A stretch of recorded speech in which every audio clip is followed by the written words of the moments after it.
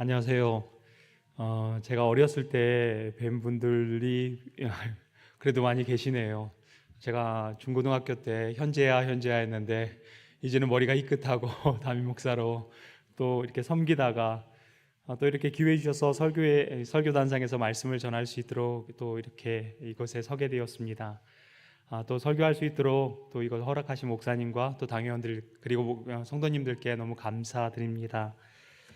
아, 한국이 굉장히 춥네요. 저희 캘리포니아는 춥진 않아서 그나마 했는데 그래도 따뜻한 그리고 뜨거운 찬양의 열기가 다시 한번 제 추운 몸을 녹이는 것 같아 너무나 감사합니다.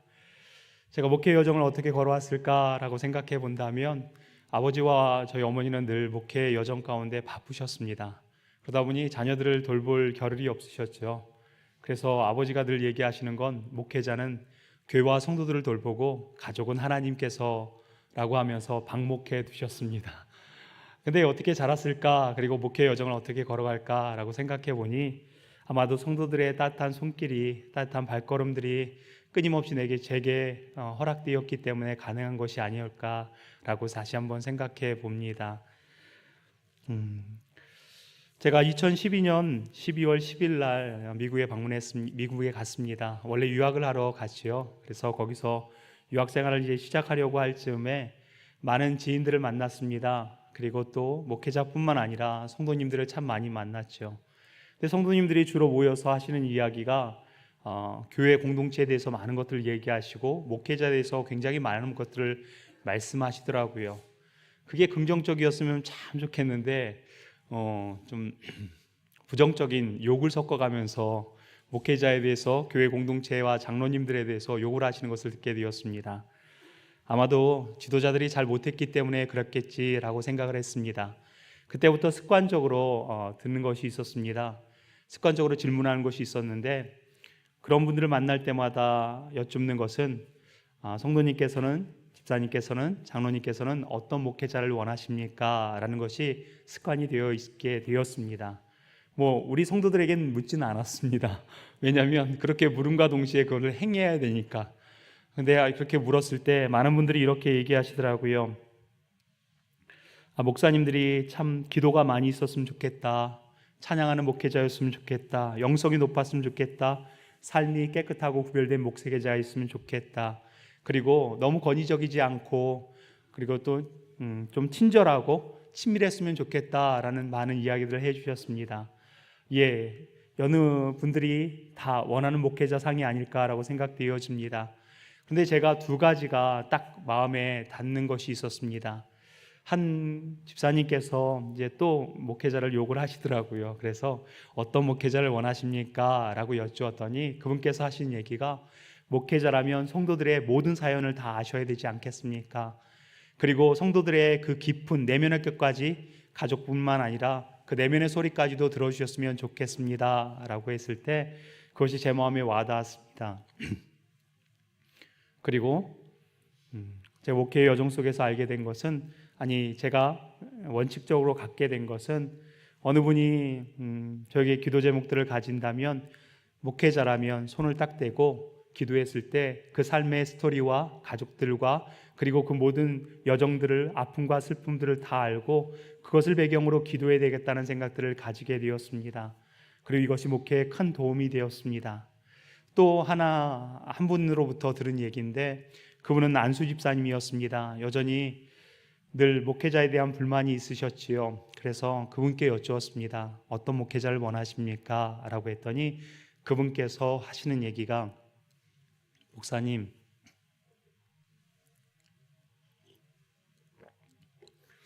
오랜만에 반가운 얼굴들 뵈니 목이 메여서 그런 것 같습니다.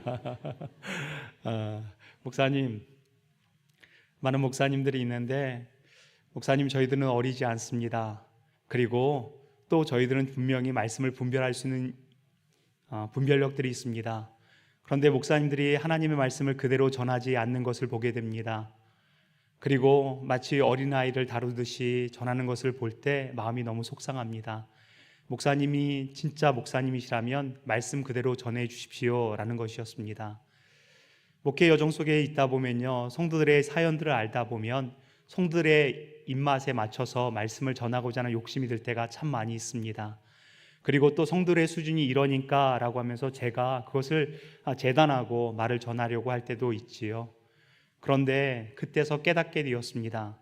목회자는 말씀을 창조하는 사람이 아니라 전달자라는 것을, 하나님께 말씀을 듣고 그 말씀을 그대로 전하는 역할을 감당하는 것이 목회자가 아닐까라는 것들에서 정의를 내리게 되었습니다. 그래서 오늘 저는 말씀을 여러분에게 전하고자 합니다. 이것이 어떤 분들에겐 좀 부담이 될 수도 있겠지만 꼭 이 말씀을 여러분 가운데 깊이 새기셨으면 참 감사하겠습니다. 이민 목회 11년 하면서 느낀 것은 이민의 목회 가운데서 참 사람들이 딱딱하다라는 생각들을 많이 가지게 되었습니다. 그리고 자기 중심성이 너무 강하다라는 것들도 많이 가지게 되었습니다.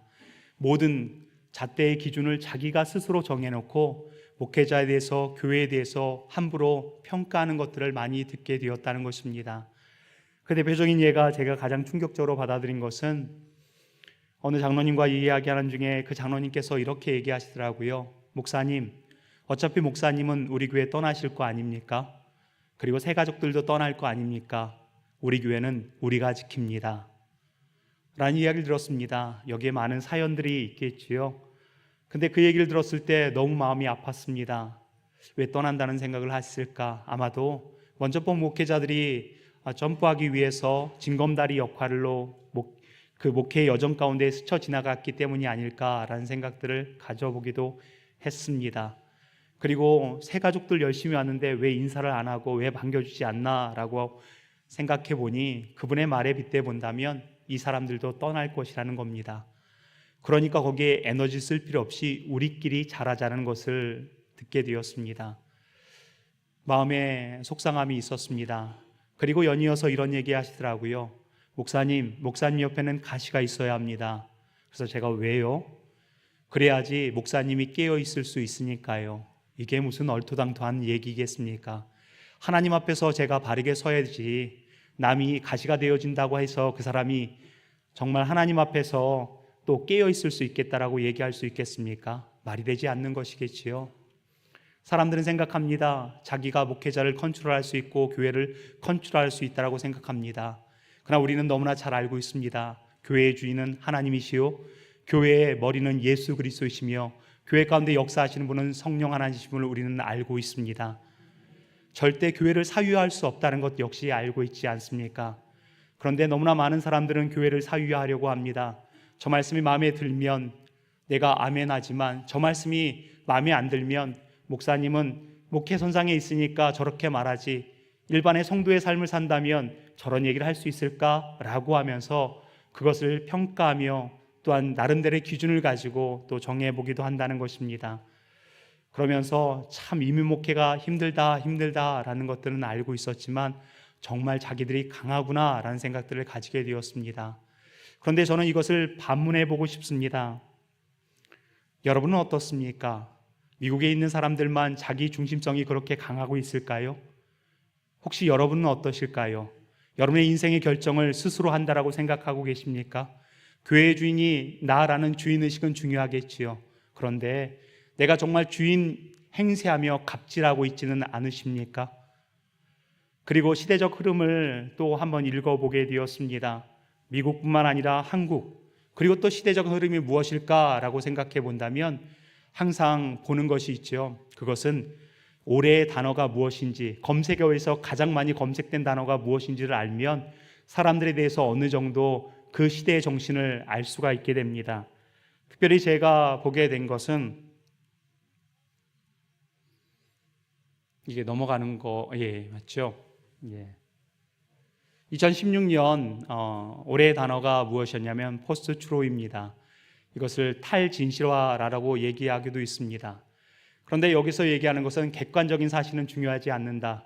내 신념과 그리고 내 감정의 요소에 대해서 모든 것들을 결정한다라는 것이 시대의 정신이라는 것을 알게 되었습니다. 가짜 뉴스가 왜 있을까요? 분명한 진리를 얘기하고 객관적인 진리를 얘기해도 진리의 기준은 내가 삼겠다는 것입니다. 진리는 내가 선택하겠다는 것입니다. 이것이 시대의 정신이기도 합니다. 이것은 2016년 단어이니까 최근의 단어는 무엇일까라고 가만히 생각해 본다면 가스라이팅. 어떻게든 사람들을 고립시키고 진리로부터 떨어지게 만들어서 그 사람의 이익을 내가 취하겠다 하라는 것, 그들의 감정적인 요소들과 이 모든 것들을 통해서 내가 이익을 취하겠다라는 것들, 가스라이팅이라는 것들로 사용되기도 합니다.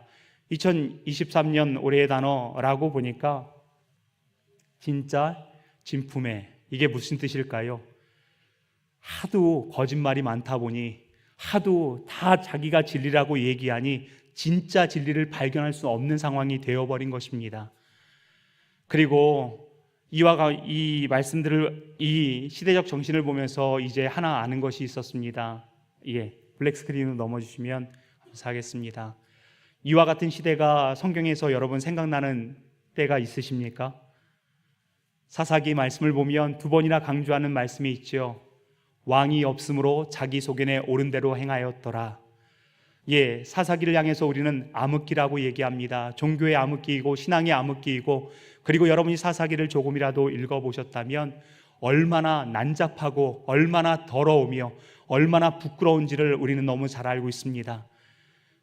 나름대로 사사들이 가지고 있는 그 정신, 사사들이 가지고 있는 첩들은 이루 말할 수도 없고, 자녀들, 재산을 취하는 것 뿐만 아니라 레위는 첩을 당연히 여기고 또 그 첩을 이용해서 또 전쟁을 일으키고 전쟁을 일으키는 모든 과정들을 겪어가는 것을 보면서 각자가 진리의 기준을 자기 소견에 옳은 대로 행했을 때 그 사회가 얼마나 망가지는지를 알고 알려주는 것이 사사기 말씀이라는 것입니다. 지금이 그러지 않을까요? 자기 소견에 옳은 대로 행한 결과 여러분의 인생은 어떻습니까? 자기 소견에 옳은 대로 행하고 있습니까? 그래서 성경은요, 분명히 우리에게 말씀하고 있습니다. 하나님께서 하늘과 땅과 그 가운데 모든 만물을 창조하셨다라고 말씀하십니다.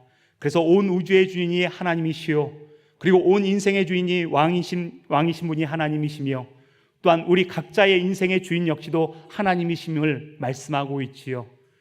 그런데 우리는 뭐라고 얘기합니까? 내 인생을 왜 신이 쥐락펴락하느냐? 내 인생의 주인은 나다.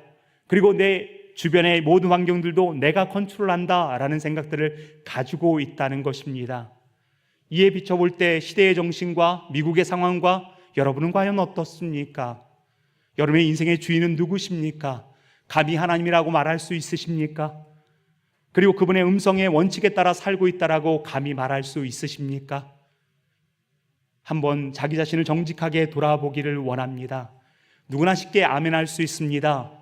그러나 아멘하기 전에 먼저 생각해 보셨으면 좋겠습니다. 그 단어의 뜻이 무엇이며, 그 메시지의 뜻이 무엇이며, 그 찬양의 뜻이 무엇이며, 그것이 하나님께서 내게 말씀하시는 것이 분명히 무엇인지를 알고 아멘이란 뜻은 그렇습니다, 그렇게 되기를 원합니다, 나도 그렇게 살겠습니다 라는 뜻이 담겨있는 것이 아멘입니다. 그냥 습관적으로 할 얘기는 아니겠지요. 자기가 인생의 주인 된다는 뜻은 무엇을 얘기할 수 있을까요? 내 인생의 주인을 무시하겠다는 것입니다. 나를 창조하시고 내 인생의 주인 되신 하나님을 무시하며 살아와 오고 있다는 것입니다. 그리고 그분께서 말씀하신 삶의 원칙들을 무시하면서 살겠다는 것이 아니겠습니까? 분명히 하나님께서는 우리에게 배우자를 어떻게 대해야 되는지 방법에 대해서 원칙을 말씀해 주셨습니다. 하나님의 말씀대로 순종하며 살고 계십니까? 자녀들을 어떻게 돌보며 부모님께 어떻게 해야 되는지를 하나님께서는 분명히 원칙을 두고 말씀하셨습니다.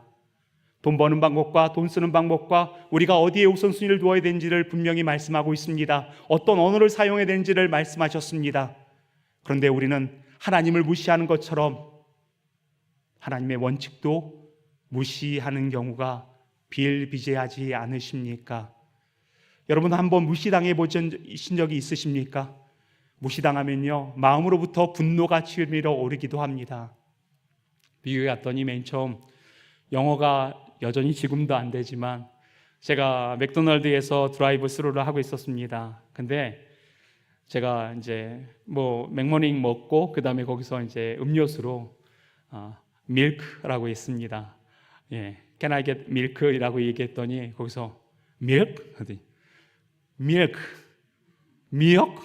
이렇게 막 하시라고요. 한참을 신랑이 한 다음에 나중에 화이트 워러라고 하니까 그제서 하얀 물 주세요라고 하니까 그제서 그걸 이해하더라고요. 그거야 제가 실수가 있으니까, 제가 아직 영어가 서투니까. 근데 고의적으로 무시하는 사람들을 만나기도 합니다. 그리고 그 언어를 가지고 비아냥 경우는 그렇게 취급을 당할 때도 있습니다. 그때 무시당한다는 생각이 딱 들죠. 그러면 마음속에 분노가 생깁니다. 왜 그럴까요? 우리는 하나님의 형상을 닮았고 그분의 인격이 우리 안에 있기 때문에 그런 상황 가운데, 무시당하는 상황 가운데 분노는 너무나 당연한 것이 아니겠습니까? 하나님 역시 마찬가지입니다. 우리는 얼마나 하나님을 무시하며 살았습니까?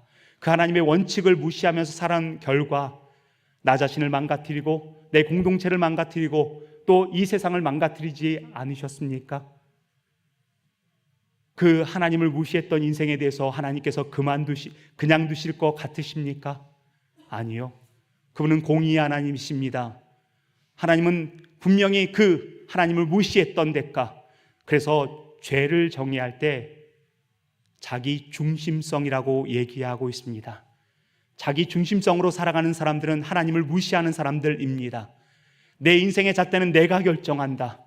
그리고 내가 어딜 가든지 무엇을 하든지 내가 결정한다라는 것에, 그 모든 것에는 하나님을 무시하겠다라고 공식적으로 말하는 것과 같은 선상에 있다는 것들을 꼭 기억하시기 바랍니다.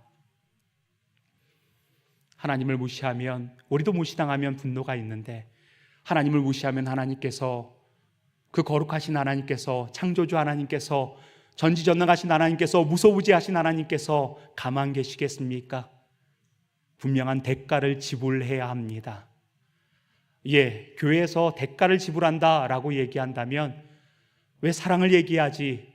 왜 은혜를 얘기해야 되지? 왜 진노와 심판을 얘기하십니까? 라고 말합니다. 그러나 이미 맨 처음 서두에서 말씀을 하는 것처럼 하나님의 말씀을 가감없이 여러분에게 전하겠습니다.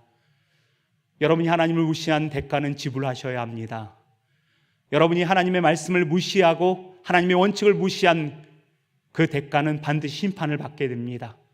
그리고 하나님의 진노 가운데 있을 수밖에 없다는 것입니다. 그런데 이것이, 그 심판이 언제 이루어질까요? 우린 생각합니다. 죽으면 하나님의 심판대 앞에서 그때 난 심판받겠지. 아니요.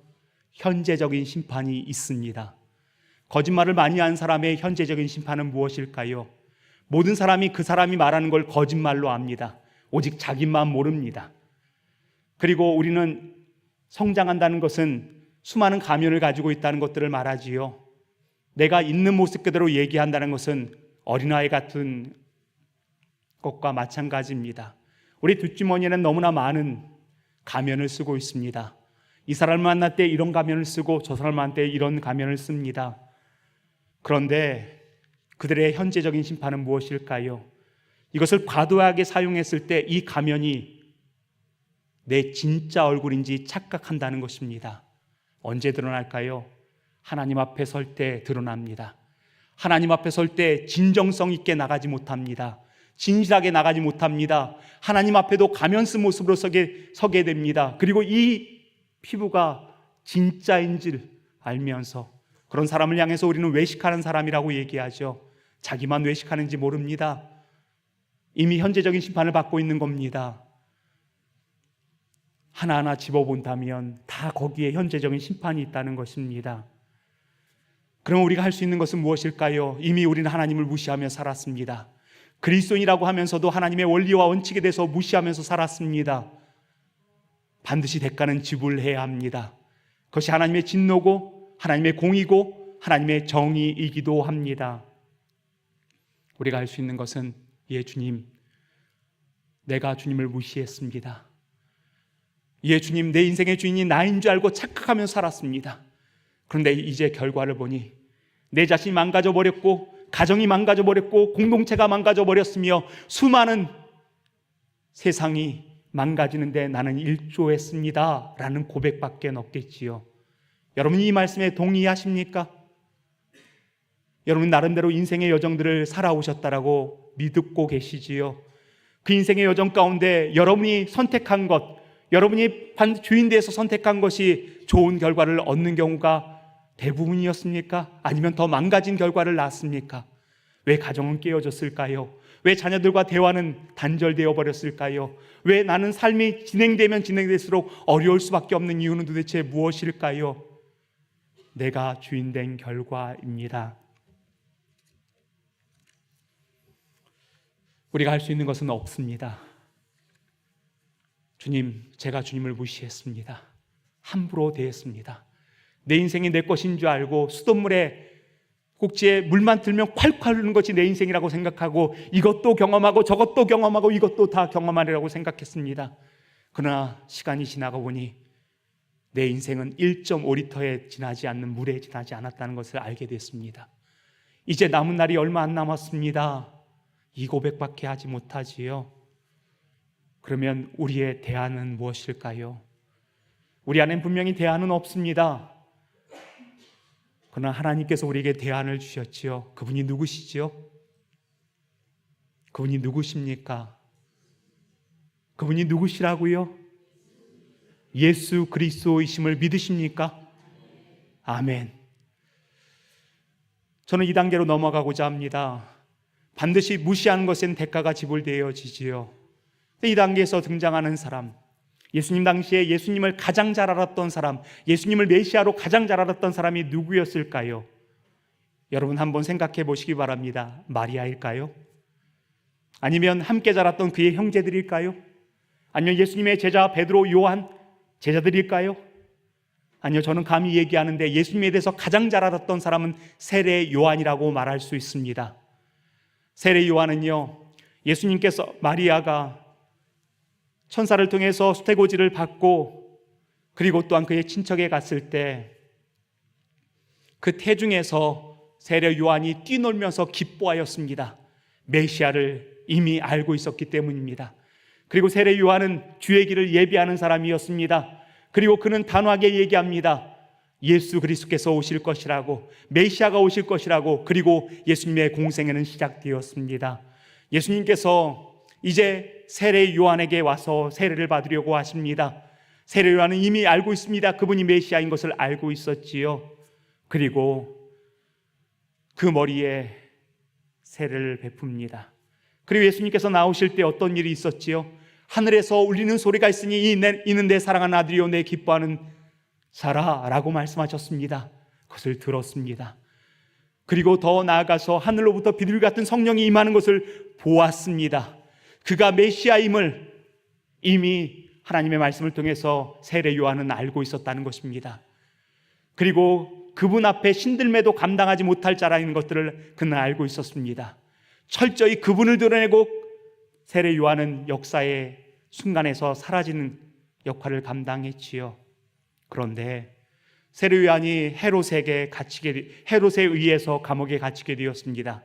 그 배경에 대해서는 이미 알고 계시라고 생각되어서 설명하지는 않겠습니다. 그 감옥에 있는 중앙 가운데 갑자기 제자들을 부릅니다. 그리고 제자들을 향해서 이렇게 얘기합니다. 예수님에게 가서 예수님께서 어떤 분이신지 다음 장 한번 넘겨주시겠습니까? 예, 물어봅니다. 마태복음 11장 4절 말씀해 보니 예수께 여짜오되 오실 그이가 당신이오리이까? 우리가 다른 일을 기다리오리이까? 예, 이게 무슨 말입니까? 예수님에서 누구보다 더 잘 알고 있습니다. 예수님은 분명히 메시아입니다. 그리고 전구절을 다시 한번 돌려주시겠습니까? 예, 마태복음 11장 말씀에 보면 이렇게 있습니다. 모든 선지자와 율법이 예언한 것은 요한까지니 요한은요 이미 그 메시아를 알기 위해서 구약을 통달했던 사람입니다. 하나님의 약속에 대해서 너무나 잘 알고 있었던 사람입니다. 그랬더니 예수님이 분명히 메시아임을 알고 있습니다. 그런데 어떻게 예수님께 자기의 제자들을 보내서 장차 오실 이가 당신입니까? 라고 물을 수 있었겠습니까? 왜 그랬을까요? 감옥에 갇혀 있으니까? 마음이 연약해져서? 그러기엔요 그의 삶의 모든 바운더리가 오직 메시아에게 초점을 맞춰졌고 그는 연구했고 묵상했고 그리고 사역의 때 담대하게 사역을 감당했다는 것입니다. 감정에 요동하면서 움직였을까요? 아닙니다. 세례 요한은 알고 있었습니다. 세례요한은요, 분명히 구약이 말하는 메시아는, 그리고 예언서가 말하는 메시아는, 소예언서가 말하는 메시아는 심판 후에 은혜를 선포해야 된다는 것을 알고 있었습니다. 그런데 예수님의 행적을 한번 볼까요? 한번 구약을 한번 보겠습니다. 구약 이사야서 61장 1절로 2절 말씀해 보면 우리 함께 읽겠습니다. 자, 시작. 주여와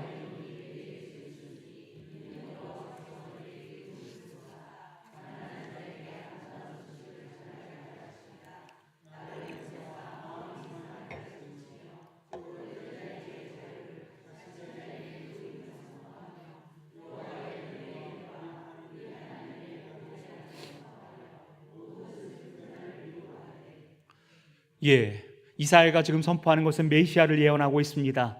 메시아를 예언할 때 은혜의 해와 또 뭐가 있습니까? 보복의 날이 있습니다. 여러분이 구약 성경을 읽어나가면 읽어나갈수록요, 그날은 심판의 날이요, 그날은 하나님의 진노의 날이요, 그리고 그 하나님을 무시한 대가가 모두 지불되는 날이라고 말해주고 있다는 것입니다. 구약은 분명히 말씀하고 있습니다. 심판 후에 은혜가 있다는 것입니다. 하나님의 진노 후에 은혜가 있다는 것입니다. 그런데 예수님께서 뭘 말씀하셨을까요? 누가복음 4장 18절로 19절 말씀을 같이 읽겠습니다. 자, 시작. 주의 성령이 내게 임하셨으니 이는 가난한 자에게 복음을 전하게 하시려고 내게 기름을 부으시고 나를 보내사 포로된 자에게 자유를, 눈먼 자에게 다시 보게 함을 전파하며 눌린 자를 자유롭게 하고 주의 은혜를 전파하게 하려 하심이라 하였더라. 이사야 말씀을 그대로 인용하시는데 자신의 메시아됨을 얘기하는데 무엇이 빠졌습니까? 보복의 날이 빠졌습니다. 심판의 날이 빠졌습니다. 하나님의 진노가 빠졌습니다. 대가를 지불해야 되는데 그 대가는 도대체 어디 있단 말입니까? 분명히 그 날을 얘기했을 때 스바냐 말씀은 또 이렇게 얘기하죠. 스바냐 1장 15절입니다. 그날은 분노의 날이요, 환난과 고통의 날이요, 황폐와 패망의 날이요, 캄캄하고 어두운 날이요, 구름과 흑암의 날이요. 세례 요한은 분명히 하나님이 약속하셨던 메시아는 심판 후에, 진노 후에, 저주 후에 은혜며 회복이며 복음이며 구원이라는 것을 메시지를 전하고 있습니다. 그것을 알고 있었습니다. 그런데 예수님께서 이 땅에 오셔서 심판의 메시지를 전하지 않는 겁니다. 보복의 메시지를 전하지 않는 겁니다. 오직 사랑, 은혜, 자비, 긍휼만을 얘기하십니다. 심지어는 화 있을진저 하는 종교 지도자들을 향해서도 그들이 살아있는 땅에서 회개할 수 있는 기회로 그들에게 말씀을 선포하는 것이지 그들을 심판하지 않으셨다는 것입니다. 세례 요한은 생각했습니다. 왜 주님께서는 왜 세리와 창기와 죄인들과 친구로 살고 있는가? 주님이 메시아라면 반드시 오셔서 나를 감옥에 가뒀던 헤롯 정권을 부서뜨려야 되는 것이 너무나 당연한 것이 아닌가? 이것은 너무나 당연한 구약의 메시지입니다. 그런데 그 모든 것들이 다 상실되어 있습니다. 그리고 마태복음 11장 4절로 5절 말씀해 보면 장차 오실 이가 당신 맞습니까? 아니면 다른 분을 기다립니까? 라고 했더니 주님께서 그 세례 요한의 제자들에게 이렇게 말씀하십니다.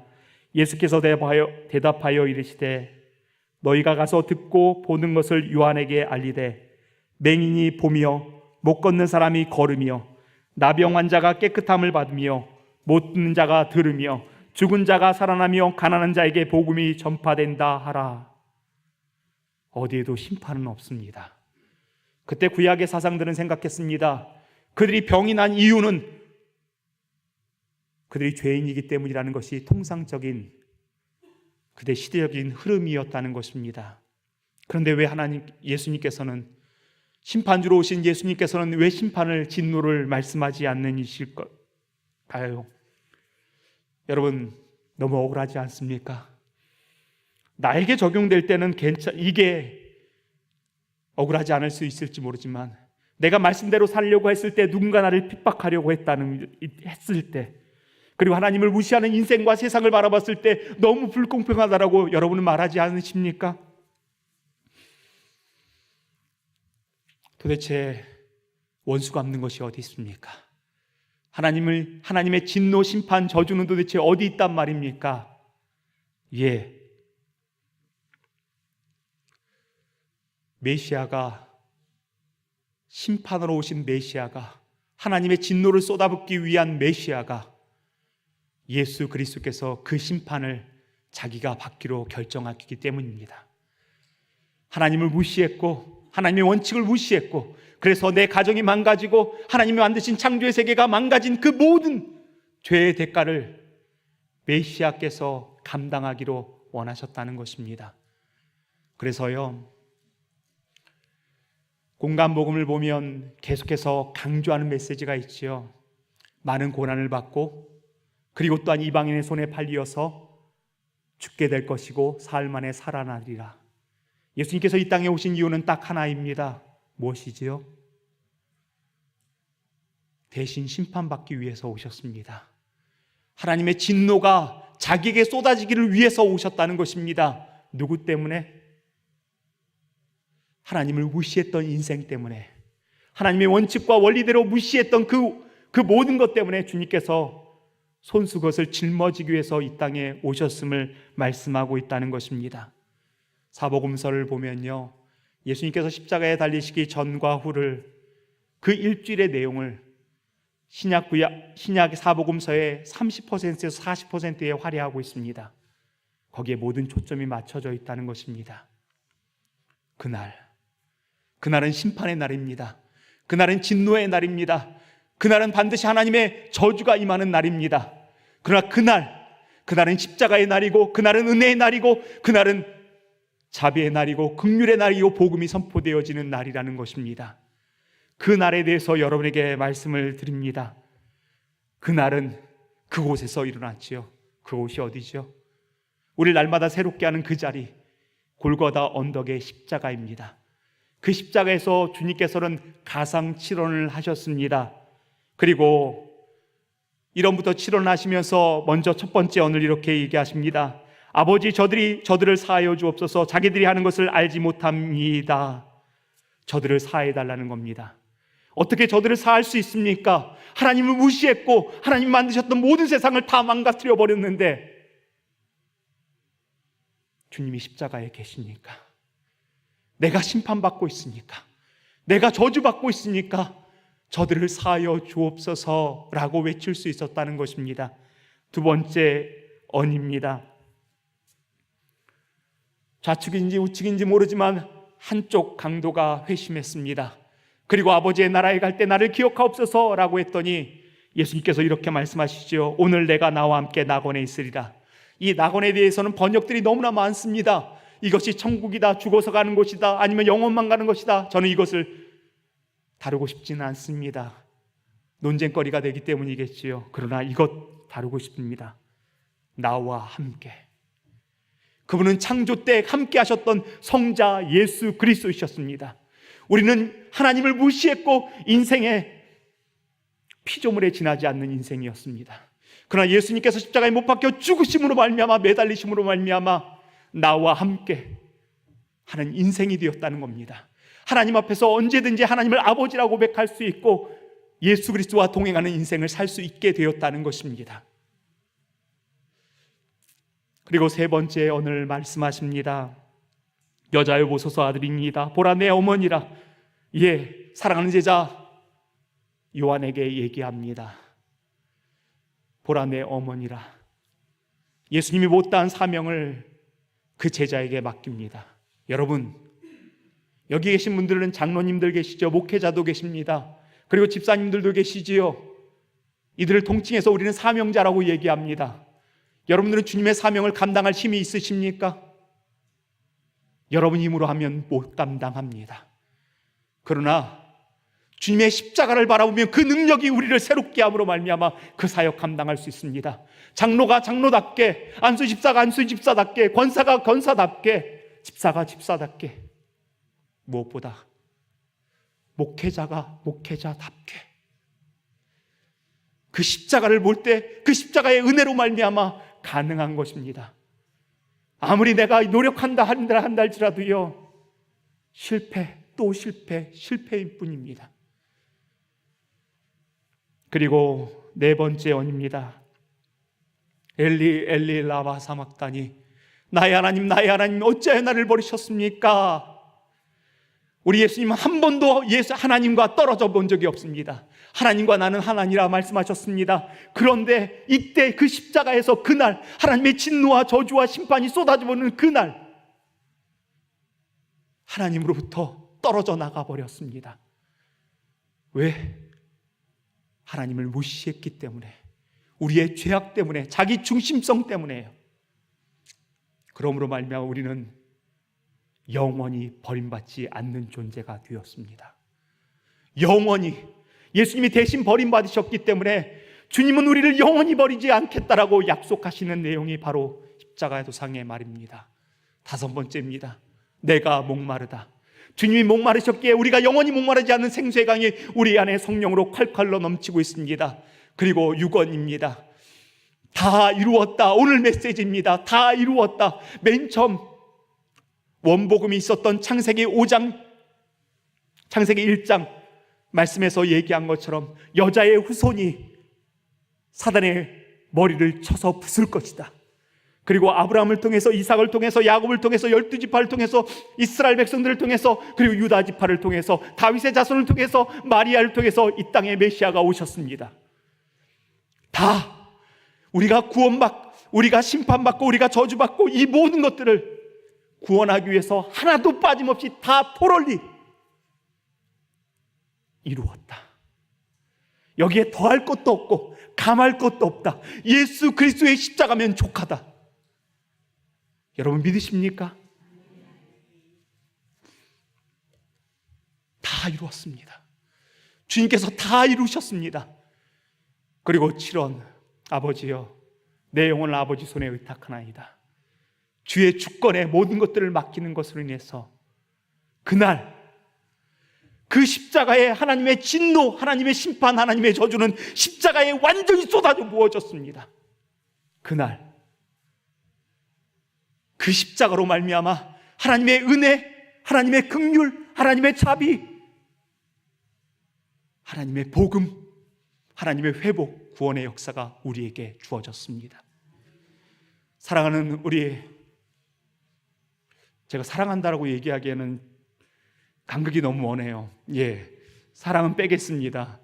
존경하는 우리 용인연합교회 성도 여러분, 십자가에서 주님께서 모든 걸 이루셨습니다. 그리고 그날 우리는 다시 시작할 수 있습니다. 우리가 뭘 믿고 있습니까? 믿음은요, 내가 원하는 것을 믿는 것이 아닙니다. 내가 되기를 원하는 것이 아닙니다. 그것은 자기 중심성에 있는 사람들이 내 것을 끝까지 신념을 가지고 밀어붙여야 반드시 되어질 거라고요. 세상의 메시지입니다.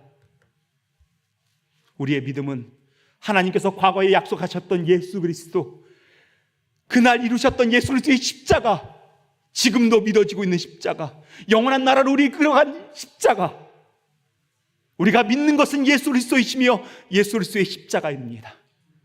거기서부터 우리는 날마다 새롭게 시작할 수 있습니다. 실패하셨습니까? 좌절하셨습니까? 두려움 있으십니까?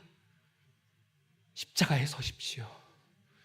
그분이 다시 우리를 새롭게 하실 것입니다. 그분이 다시 우리를 회복하실 것입니다. 그분이 다시 우리를 세우실 것입니다. 우리가 바라볼 것은 예수 그리스도의 십자가, 그날, 그곳. 그건 과거의 일이 끝나는 것이 아니라 오늘도 진행 중입니다. 그래서요, 베드로는요, 구원을 얘기할 때 과거에 내가 믿어서 천국 티켓 딱 가지고 영원한 천국에 갈 수 있겠다라고 이 땅은 버틴다라고 얘기하지 않았습니다. 구원을 얘기할 때마다 과거형으로도 현재형으로도 미래형으로도 표현되고 있습니다. 날마다 십자가를 붙들어야 합니다. 그날 거기서 우리는 새롭게 될 수 있습니다. 그날 거기서 하나님의 은혜를 경험할 수 있고 하나님의 능력을 경험할 수 있고 그리스도인 됨의 영향력을 드러낼 수 있게 된다는 것들을 꼭 기억하시기 바랍니다. 저는 메시지를 전하고 떠납니다. 그러나 이 메시지가 여러분 가운데 깊이 새김바 되어지기 원합니다. 이민 땅에서 성공할 때도 있었습니다. 그러나 실패할 때도 있었습니다. 하나님 앞에 죄송하고 성도들 앞에 죄송합니다. 그런데 그날 그곳 십자가에서 다시 저를 일으켜 세우시는 주님으로 말미암아 저는 다시 일어납니다. 저는 여러분의 인생의 여정을 잘 모릅니다. 신앙의 여정도 잘 모르죠. 그러나 제가 확언할 수 있는 것은 그날 하나님의 심판과 하나님의 진노와 저주, 여러분을 향한 정죄와 그 모든 것은 십자가에 이미 쏟아졌고, 그날 예수 그리스도의 십자가가 여러분을 새롭게 하십니다. 말씀을 마무리하면서 여러분에게 부탁할 것이 있습니다.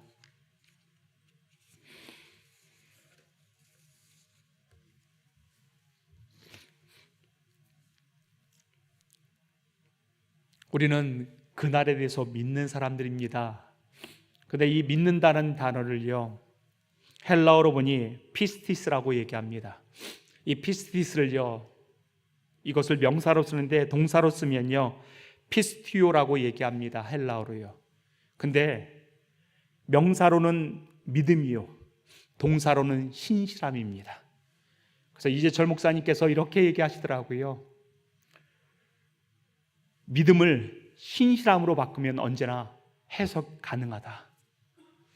그런데 이거에 대해서요, 또 어떤 분이 이런 글을 쓰셨습니다.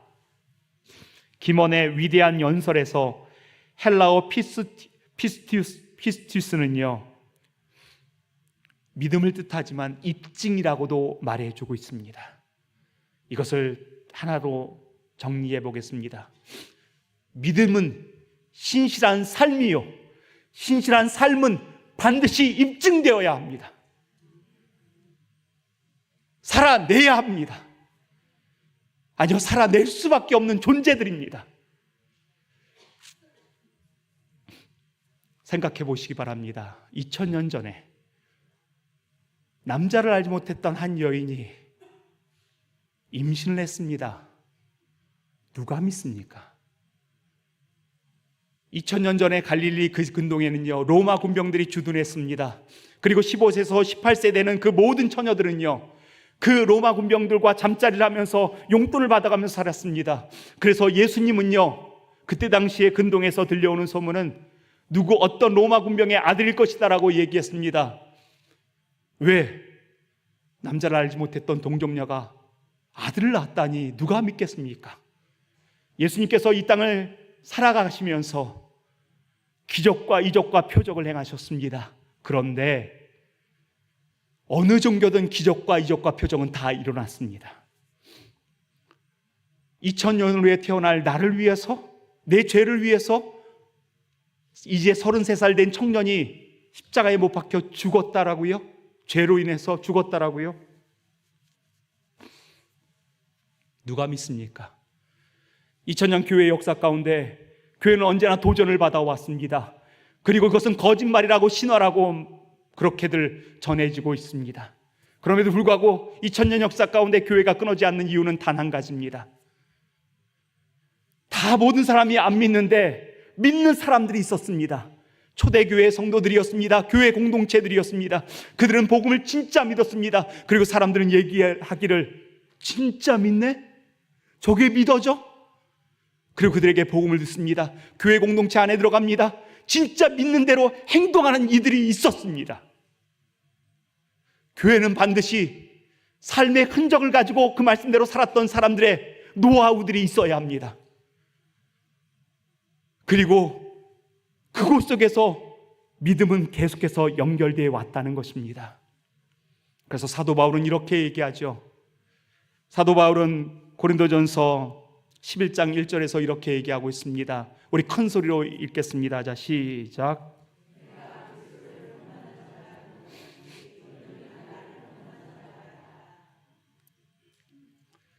내가 예수 그리스도를 붙쫓으며 예수 그리스도를 믿고 따르고 신실한 삶으로 입증했던 것처럼 여러분도 나를 본받는 자 되십시오.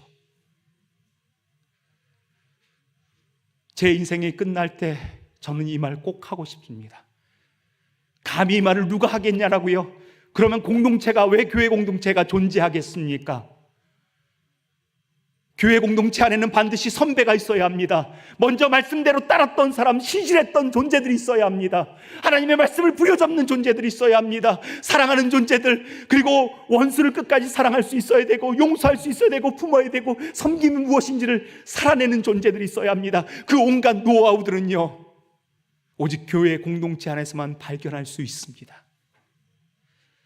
저는 여기 계시는 용인연합교회 모든 성도들이 내가 은퇴할 때, 그리고 내 인생이 마무리될 때 내가 예수 그리스도를 붙쫓아 주님을 닮아가는 것처럼 여러분도 나를 본받는 자 되십시오. 그런 인들이 곳곳에서 일어나기를 원합니다. 믿음은 신실한 삶이요, 신실한 삶으로 입증되어야 합니다. 그러니 내가 어떤 결정을 할 때도 반드시 내 뒤에 따라오는 사람들이 있음을 기억하시기 바랍니다. 여러분, 뒤를 한번 돌아보시죠. 순종해 주셔서 감사합니다. 뒤에는 뒷사람만 보이죠. 그러나 영안이 열린 사람들은요, 다음 세대가 보입니다. 여러분이 걸어가는 발걸음을 어지럽게 걸어가지 마십시오. 내가 예수 그리스도를 믿고 따르기로 결정했으면 그 길만 바라보십시오. 우리에게 인생은 1.5리터와 같은 아주 짧은 물, 그 이상도 그 이하도 아닙니다. 올곧게 걸어가면요, 다음 세대는 그 길을 걸어갈 것입니다. 다음 세대가 또 그 길을 걸어가게 될 것이겠지요. 부담되시죠? 부담 가지라고 여러분에게 말씀드렸습니다. 저도 이 부담 평생 짓고 살아가겠습니다. 그러나 내 힘으로 하지 않습니다. 무릎 꿇습니다. 무릎 꿇습니다. 내 능력으로 되지 않는 것 이미 경험하셨지 않습니까? 언제까지 자기 중심성으로 더 사시겠습니까? 오늘 결정하시지요. 그날 주님을 닮아가기로. 그리고 내 인생의 노년에 내 자녀들을 불러놓고 내가 예수 그리스도를 붙잡는 것처럼, 예수 그리스도를 닮아가는 것처럼 내 자녀들도 나를 본받는 자 되라고. 그런 믿음의 선배들이 용인영락교회에 가득 차고 넘치기를 예수 그리스도의 이름으로 축원합니다.